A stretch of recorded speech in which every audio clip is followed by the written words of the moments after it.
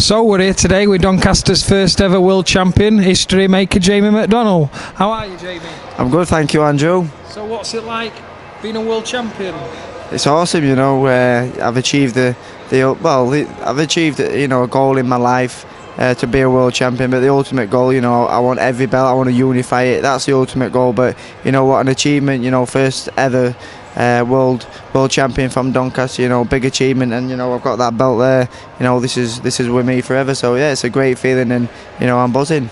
So obviously nobody can take it away from you that you've won the pinnacle, being a world champion. You just mentioned there unifying all the belts. Do you really believe that you can unify all them titles at bantamweight and clear up? True, mate. You've heard me say it before. I am the man at bantamweight. I'm big, I'm strong, and I do believe I can unify. I want every belt. And then I want to move up and do the same at super bantam, But for 3 or 4 fights, I'm down at bantam. I am going to unify this division. So you're talking about belts.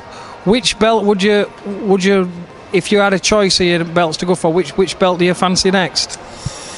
It's more, do you go on colour? Yeah, it's more which one I like best. This one was my favourite. I used to like WBC, but I turned to IBF. I like this belt. Probably the WBC. I know it's some Jap kid's got it, but I'll splatter him and then go for the next colour belt what I like. So obviously we've talked about winning first, being history maker and being first world champion ever to come out of Doncaster. Has life changed since being world champion? Have you noticed a bit more around Doncaster? In Doncaster, yeah, everyone buzzes. I go out, and people. Free ale.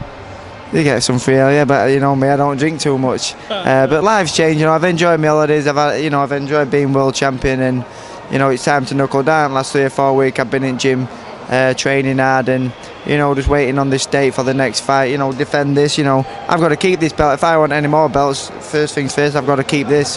That's why I'm going to train 110% and keep this belt. So we're looking at what next. Obviously, we know we're in training camp.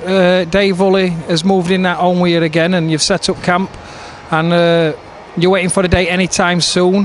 Have you got any idea on opponents or anybody that you'd like to fight or defend? I tell Dennis I'll fight anyone. I just want to fight. I've been got some sort of date, to work to. Opponents have been chucked in there, so I roughly know 2 or 3 opponents. But I ain't fussed, I'll beat the best out there in my division. I think in Julius Caesar, He was a tough kid, and look at his record proves it. I'll just fight anyone. Obviously, Dave. There's a few technical and tricky kids out there, but I ain't fussed. As long as I train for a 10-week camp and I'm fit and ready to go, I'll beat them all.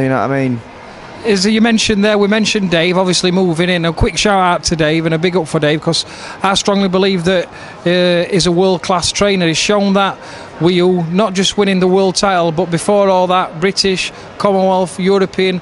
You've worked well. We all work well as a team. But Dave moving in with you at your house and living with you for 8 and 10 weeks at a time, how valuable do you think that is towards your camp? It is. What Dave does. He lives boxing, eats boxing, sleeps boxing. I don't. And he's there dragging me out of bed. We started training at 8 in the morning. One day he decides to change it to 6 o'clock. And I didn't even have time to snooze my alarm, and he's just pulling me out of bed. He's like, we were at the gym at 6 this morning, champ. I'm like, you're kidding me. And so, without him there, I wouldn't be where I am today, so I take me off to him. Brilliant stuff.